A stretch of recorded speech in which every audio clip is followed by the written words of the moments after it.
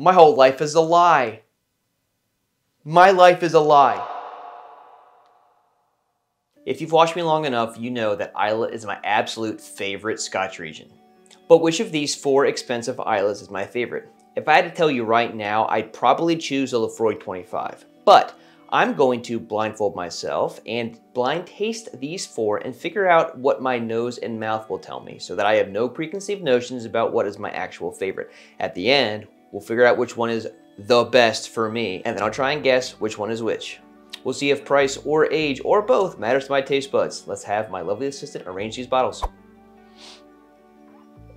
First up is Port Charlotte 18, 54.3% alcohol, 40 ppms. Maturation profile is 74% sherry and 26% French oak wine. Next is the Laphroaig 25. It's 51.4% alcohol and all ex-bourbon maturation.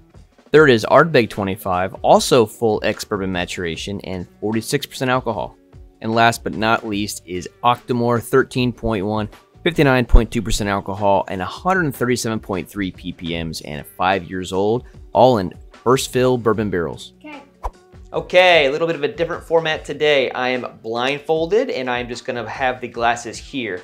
I don't like the numbering system. I feel like it's a little weird and clunky. So for now, these are the actual glasses that the whiskey has. So the bottles are the positions in which these are. So I can't see anything. What I can see is if I tilt my head up a little bit, I can see the black glasses so I don't spill it over. I also do have my water cup here. I am going to cleanse today.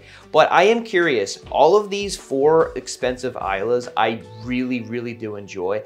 I have reviewed all 4 of these, so you can look in the description below or the cards up in the top right here and see those reviews.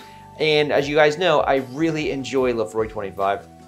I don't think the Ardbeg 25 is worth the $900 price tag. It's a decent 25-year Islay though. I'm in love with the Port Charlotte 18, and obviously Octomore is just fantastic because it is super heavily peated.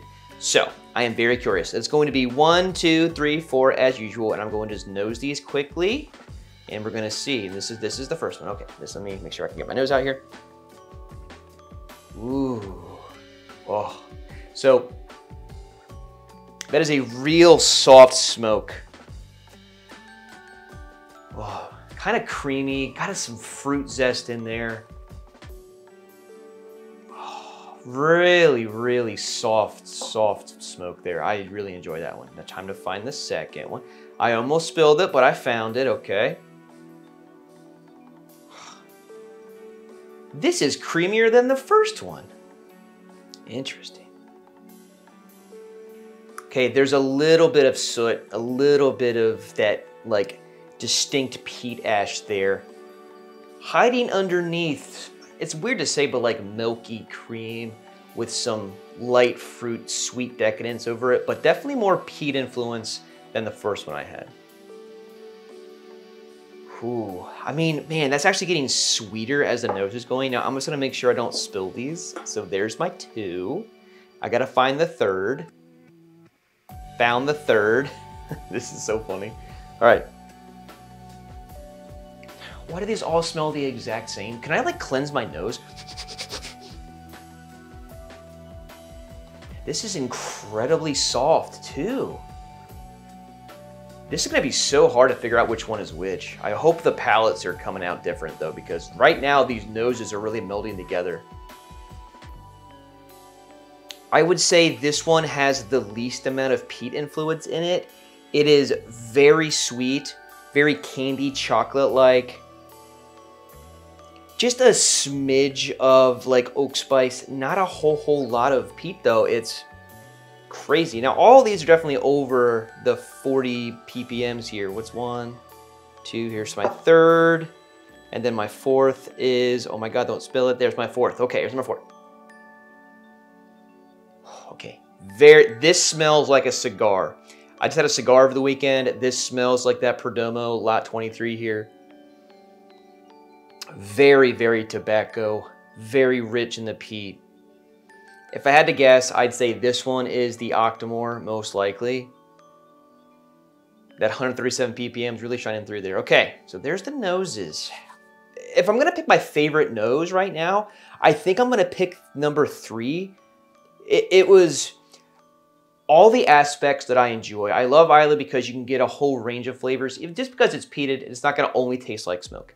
But number 3 had that nice hint of smoke there. It wasn't a lot, it wasn't overbearing, but it was very, very, very sweet and fruity and kind of decadent, I would say. Definitely enjoy that nose a lot. So right now, number 3 is winning, but I haven't tasted them yet. So let's taste them. Here's number 1.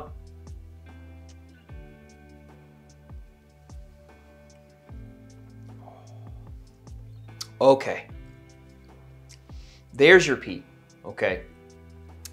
The nose is much softer on the peat than the palate is right now. Wow. Definitely warm. I don't know what the proof is, again, because when you have the peat, the proof kind of is hard to figure out because the peat, when it has that influence in there, it tastes a little more higher BV. I know the Ardbeg is 46, Laphroaig's 51, Port Charlotte 54, and the Octomore is 59. But that one was just a lot of peat there.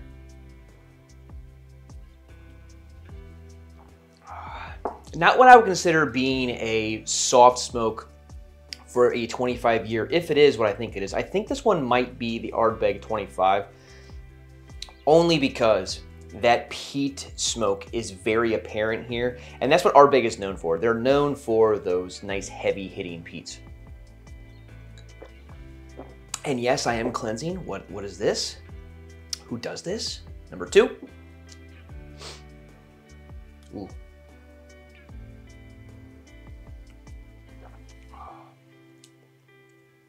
Ooh, yeah.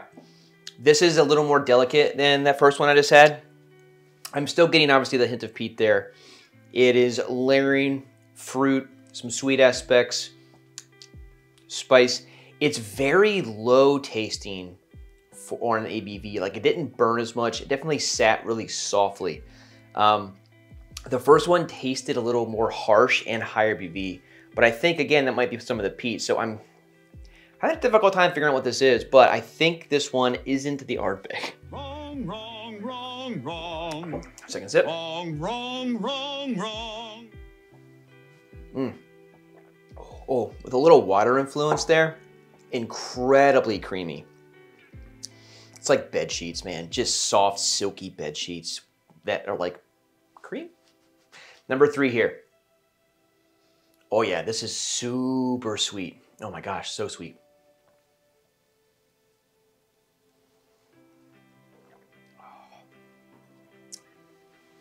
Oh, yep. That is an incredible sip. That was fruit, sweet, peat, spice, layered exceptionally well. Just a well-crafted whiskey. So good. The proof is just right. The finish is going to be just fantastic. Lots of flavors there. I'm getting vanilla, really, really good crackeries. Like, it just like wholesome, like bready, sweet, like kind of put it in the oven and kind of crisp it a little bit because some of that burnt ends there with that peat. So freaking good. Wow, number 3. Second sip there.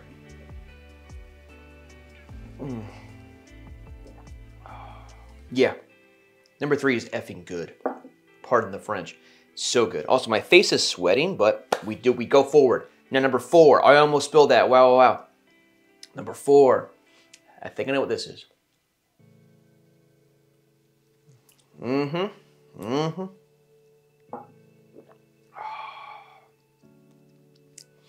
But I mean, it is so fantastic. Like, I don't just like the soft peat. It's nice, we got other flavors, but man, Octomore, like I know this is Octomore, I can just taste it. It actually doesn't even taste that much more peaty than number 1, even though like it's probably 80 ppms higher. But man, just what Bruichladdich does, 5 years in ex-bourbon here, it is fantastic. And even at 60% alcohol, it doesn't drink that high.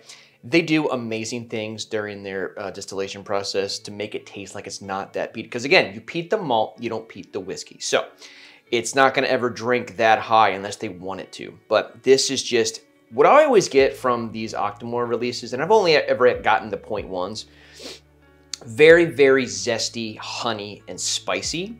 And you definitely get the bourbon aspect with a lot of that little caramel decadence seeping in. But the finishes on these things are just great.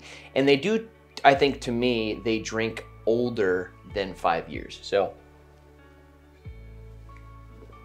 this just tastes like a liquefied cigar with a little bit of like honey and citrus aspects to it. Just very nice. So that was good. Now, I think these first three are throwing me through a loop. But as you guys have probably figured out, I'm probably going to pick number 3 as my favorite right now. It was just everything. The nose was fantastic, very well layered, had a lot of notes to it.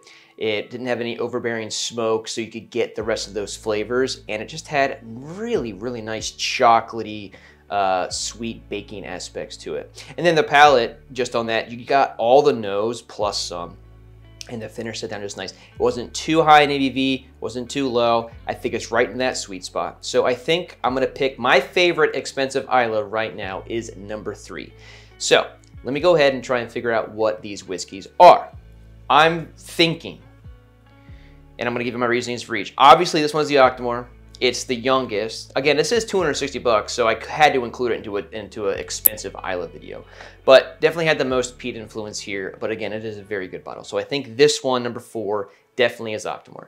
I think number 1 is Ardbeg 25 because the peat that I got on both the nose, even though it was softer, but also the palate had a lot more of the peat power to it, was just a little more harsh than these middle two. And you just know, just if you had an Ardbeg, their peated distillate is just a little more of that smoke, ashy vibe, sooty, than say, and meaty than like Laphroaig or even like a Port Charlotte.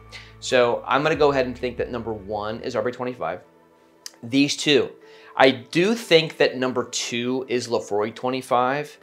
I do know that it wasn't, whenever I've had the Laphroaig 25, I love it. It's just a creamy, decadent experience. And by the way, before this video, I said I thought my favorite of these 4 would be the Laphroaig 25. But I think that it doesn't quite have the depth to it as what I think this one over here is. And it's still a fantastic, amazing bottle. $650 for 25 years. This one's $900. Not worth it. Definitely worth the price if you're gonna get an older Laphroaig. Older Laphroaigs are just great. It's very soft. And again, it's delicate. It's a delicate Islay. And then you get over here, and I think number 3 is the 18-year Port Charlotte. Oh my God, it's so good. It is so good. And I do think, I'll do this obviously in the edit, but I think there's some sherry aspects to this. It is very chocolatey. It is very fruity. It is very spicy. And just everything about the experience there, the nose, the palate, the finish, is fantastic. Now it is over $200. But in its limited release, I was fortunate enough to get it the day it released on Bruichladdich website, so I am lucky to have it. They only made 18,000 of these, well, bottled 18,000 of these. But again, I do think that number 3 is Port Charlotte 18, so let's do the unveiling here. Oh. Oh, man. My whole life is a lie. My life is a lie. I said this was the Ardbeg because it had a harsher peat. I suck at what I do, guys. I suck at what I do. Man. I did a versus video. Again, I didn't do a blind versus video. I should probably go back and redo this, but I did a versus video and picked this one. Again, because I knew it. I knew what was in the glass. I did not know what was in the glass here. I thought this was the Ardbeg. So I swapped these two. I got these two right. Bang. My favorite of these 4 is the Port Charlotte 18, which actually makes me feel a little vindicated after I did the Port Charlotte 10, Ardbeg 10, and Laphroaig 10 video where I said the Port Charlotte 10 was kind of gross. This is a great, great, great Islay. And the fact that it's drinking a little better than 2 that are 7 years older, it just speaks volumes to how Bruichladdich makes their whiskey and what they do and the craftsmanship that gets involved. They are just, for me, they are just the S tier of the Islay distilleries, and everybody needs to follow their model because they are so good. Okay, well, there you go. My life is a lie. I thought that Laphroaig 25 was Ardbeg 25, and now I have to rethink everything I've ever done. If you like this blind tasting video, make sure you give it a like. If you like these types of videos, let me know in the comment down below. If you have another blind taste video you want me to do, please give me another comment. I love getting content out for you guys. I love doing the blind tasting format. It is very fun to me. But as always, if you're not subscribed yet, make sure you do. It's the best way to support me. And I'll see you guys next time, next Wednesday, and cheers.